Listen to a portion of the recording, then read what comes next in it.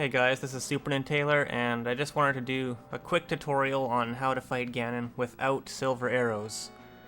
With Link to the Past gaining so much popularity from the randomizer, there's a lot of new people coming in, and some of them struggle with doing Silverless Ganon at first because they just don't really know how to do it.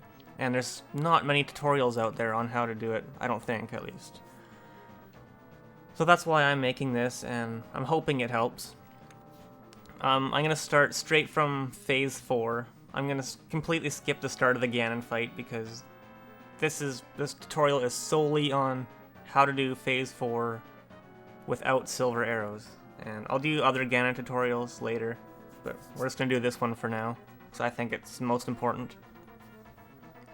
So, the first part of this is you want to get the torch glitch. That's crucial in doing Silverless, is the torch glitch. And I'll show you what normally happens, what the intended way of fighting Ganon is. So, torches go out. And you have no way, I mean, there's a way, but as of now, you can't see or hit Ganon, and he'll just keep shooting these fire bats at you. If you light one torch, you can see him, see where he's going, but you cannot hit him at all.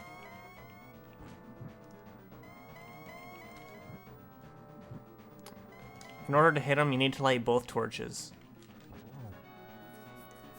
That's the only way. Both torches need to be lit, otherwise you cannot hit him. So of course you're going to need magic for this fight. Sometimes it's nice to come in here with a green or blue potion just in case you waste a lot of magic. Alright, now I'm just going to show you how to get the torch glitch.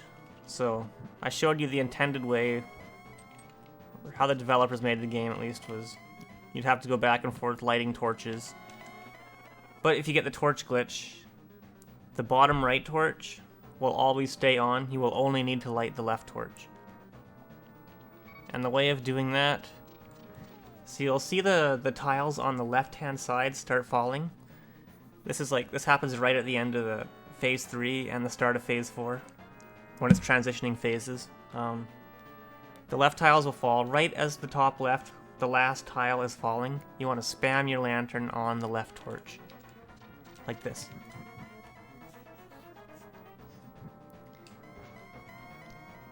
And now you'll notice that this torch will never go out. This bottom right one is going to stay lit. And this is really helpful for a couple reasons. First of all, you don't have to run back and forth and light both torches and try to time it for when they go out. And it also saves you magic, which is clearly important for this fight. Alright. Another thing about the torch glitch is one mistake is when you try to stand here. Oh no, he hit you with a fire bat. So, before you go into the torch, stand away from it a little bit. Wait for the fire bat. Because he'll always shoot the fire bat at you. Wherever you're standing is where he's going to shoot the fire bat. So wait till he shoots it, and then go to the torch. Just to direct the fire bat away from it, and to give you room to light it. Like this. There we go. Now you're all set, we got the torch glitch.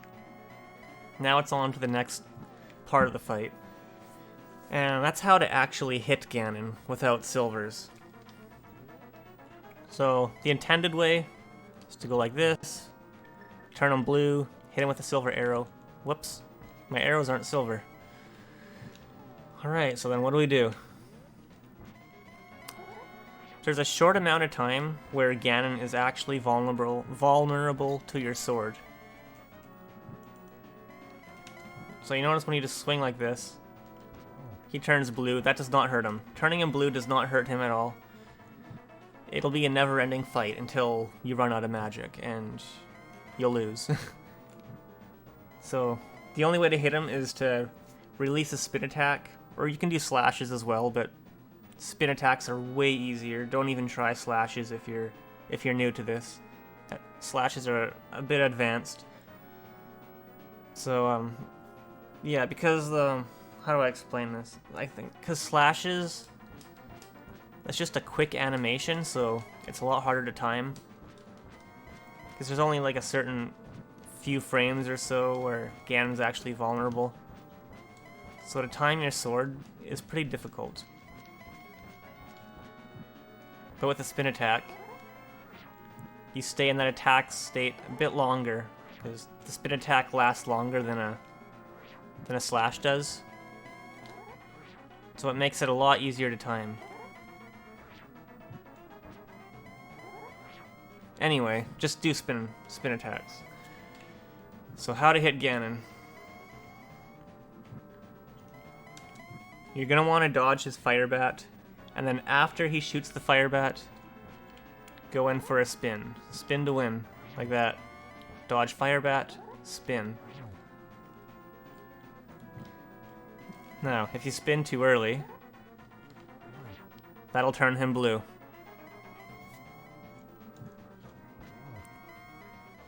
You need to wait until he shoots out his fire bat.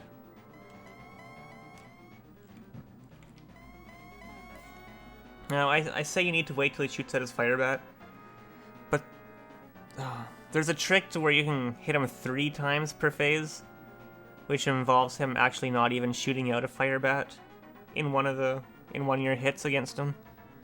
But I'll show that to you in a bit here. So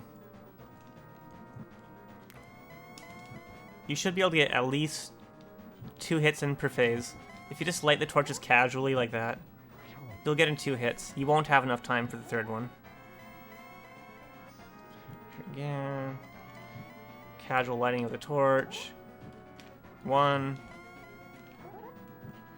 2, and I won't have enough time for a 3rd one. But if you time the torch lighting properly, you can actually get in 3 hits per phase instead of 2. And the way to do that is you want to try to light the torch right as Ganon gets to the position, like to where he shoots his fire bat. Like right when he gets to the very top or very bottom is when you light the torch. And if you time it properly, he'll actually completely skip the step where he shoots out his fire bat, and he'll immediately be ready to teleport away. And because he skips that phase, you can actually get in a spin attack much earlier, which then allows you time to get in 2 more spins after that before the torch goes out. So I'll show you an example of how it works. So watch the timing. I timed the torch right as he got to the edge there, and for some reason that makes him skip right to the part where he just teleports away. So I got 1, that's the 2nd hit, and 3 hits before the torch went out. And now it's going to go up pretty quick here, yeah. But if you can time that torch properly, you can get in 3 hits. Like that. See? He completely skipped the whole throwing of the bat. I could have gone in for a spin there and gone for 3. Like that. Oh, I missed it. That was actually too early on my part, so I would not have got 3 attacks in that time. And that's something to be aware of. If you light a torch too early by accident, pay attention to Ganon, realize you missed it, and if he does have to shoot a fire bat, don't go for the 3rd hit, you're gonna miss. The only way you can get in 3 hits is if you get that. If you can get him to stop without shooting the fire bat and teleport away, that's the only way you can get in 3 hits. Now, I think this is a more effective way of lighting the torches, is using the fire rod. Because sometimes Ganon will teleport up here, and if you have to light the torch with a lantern, you're not going to be able to get up here in time to get a hit in. So you just won't be able to get in 3 hits in that cycle. But if you use a fire rod, you can shoot it from a distance, and you can even leave your sword charged as you shoot the fire rod, which makes it a lot easier. So you're going to stand down here and wait. like that. So using the fire rod is just might take a little bit of practice learning the speed of the fire rod and how fast Ganon gets from one spot to another. But with a bit of practice, it's not too difficult. But I recommend practicing that. Another thing I'll mention is with gold and with tempered sword, it takes 12 spins in phase 4. But if you have master sword, it takes 24 spins, so twice as long. And I'm trying to think if there's anything else that needs to be mentioned. I guess I'll just quickly mention this. If you're about to get hit by a fire bat, it'll knock you away in the opposite direction of where you're trying to move. So, if you watch this, I'm going to try moving downwards right as the bat hits me, and it's going to knock me upwards. I don't know if you noticed that or not. Okay.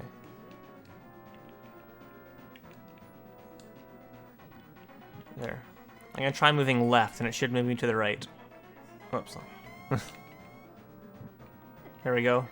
Did you notice that? I'll move right, and it'll move me left. Oh. I'll move right. There we go. So yeah, it knocks you the opposite direction of where you're trying to move. So that can be dangerous for newer players, because they'll be like right near an edge, and they'll see a bat coming, they'll be like, oh no! And they'll try to move to the right, but it'll knock them to the left. So the best thing to do, if a fire bat's about to hit you, and maybe you were lighting the torch or releasing a spin, and let's say you missed your spin and a fire bat's coming at you, and you know for a fact you do not have time to dodge it, the best thing you can do is let go of your D-pad. Just don't even try to move. Let go of your D-pad and Link will not move at all. He'll stand in place. He won't get knocked anywhere. Like this.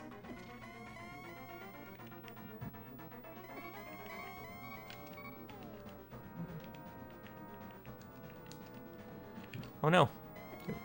So yeah. Just stand in a spot and you'll survive. You won't get knocked off. Try to run away from it. Oh! And you get knocked off the edge. So I guess that's an important thing to know as well. I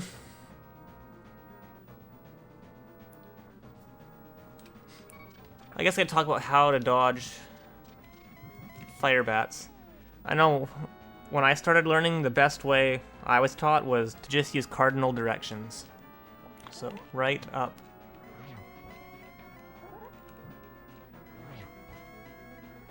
Right up. Right down. Left up. Left down. Left up. Left down. So yeah, that's the best way to dodge fire bats. It's just cardinal directions. Kind of moving like an L shape.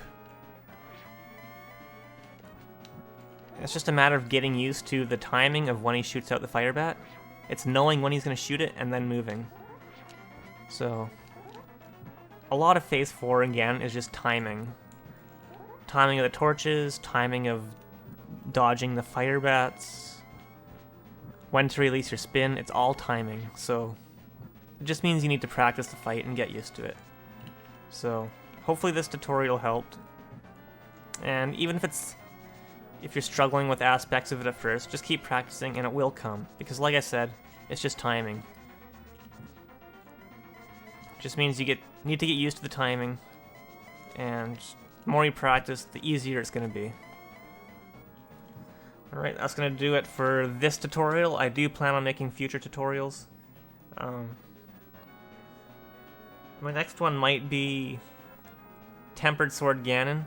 How to one-cycle him in Phase 1 and Phase 2.